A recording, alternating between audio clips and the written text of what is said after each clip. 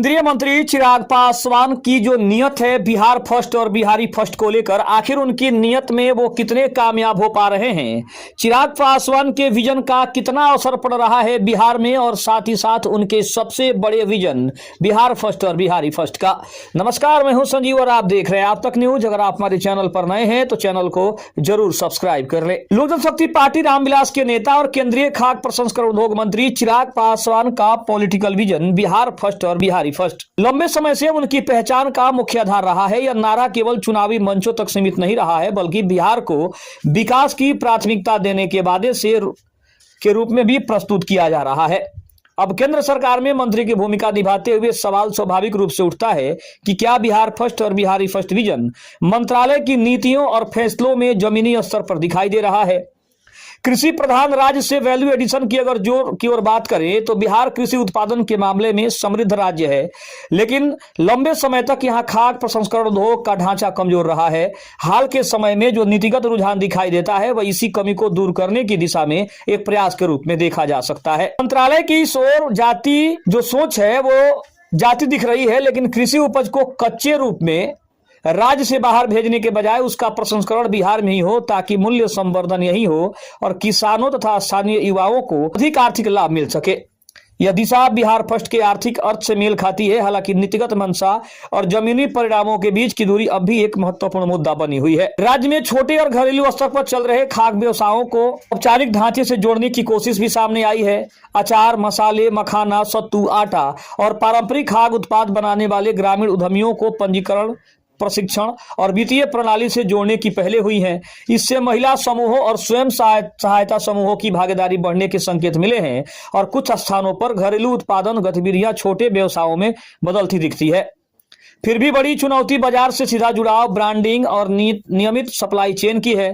प्रशिक्षण और शुरुआती सहायता के बावजूद कई इकाइयां बड़े बाजार में टिकाऊ जगह बनाने के लिए संघर्ष कर रही है, जिससे स्पष्ट होता है कि ढांचा बन रहा है, लेकिन व्यापक औद्योगिक परिवर्तन अभी भी कोसों दूर दिख रहा है। बिहार के विशिष्ट उत्पादों जैसे मखाना, शाही लीची, जर्दालू आम, केला, मक्का और कतरनी चावल को पहचान दिलाने की दिशा में भी कोशिशें दिखाई दे रही है। इन उत्पादों की प्रोसेसिंग, पैकेजिंग और बेहतर बाजार तक पहुंच की बात की जा रही है।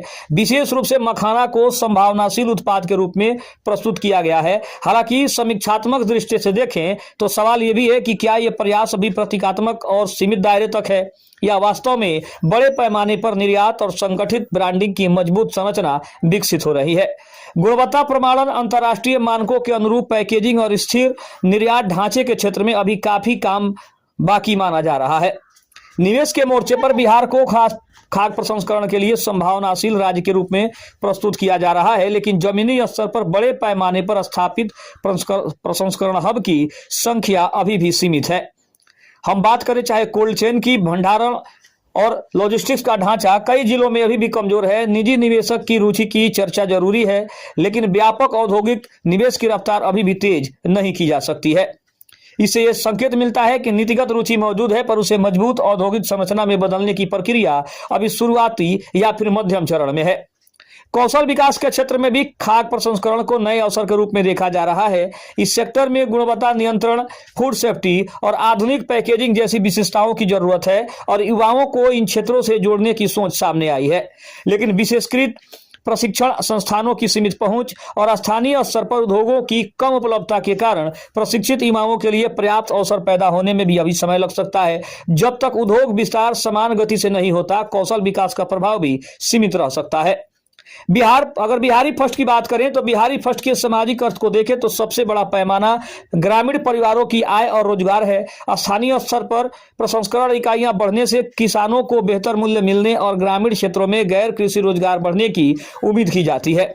शुरुआती स्तर पर ऐसे जरूर संकेत मिलते हैं, लेकिन व्यापक स्तर पर आय संरचना में बड़ा बदलाव अभी स्पष्ट रूप से दिखाई नहीं देता। कई जगह अभी भी प्रसंस्करण गतिविधियां अभी परियोजना या सीमित पैमाने तक ही सिमटी हुई है। समग्र रूप से देखें तो चिराग पासवान के मंत्रालय की नीति दिशा में बिहार के कृषि संसाधनों, सूक्ष्म उद्योगों और पारंपरिक उत्पादों पर ध्यान जरूर दिखाई देता है, जो उनके घोषित विजन से मेल खाता है।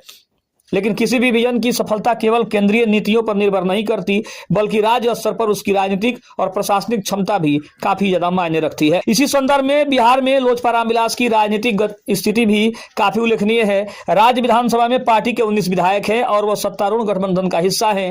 राज्य सरकार में पार्टी के 2 मंत्री गन्ना उद्योग और लोक स्वास्थ्य अभियंत्रण विभाग जैसे अहम विभाग संभाल रहे हैं। ऐसे में बिहार फर्स्ट और बिहारी फर्स्ट का विजन केवल केंद्रीय स्तर की घोषणाओं तक सीमित नहीं रहता, बल्कि उसके राज्य स्तर पर लागू होने की संभावनाओं और राजनीतिक आधार को भी दर्शाता है।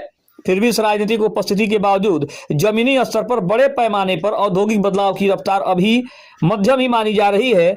जो रफ्तार हमें चाहिए उससे अभी भी हम कोसों दूर दिखाई दे रहे हैं।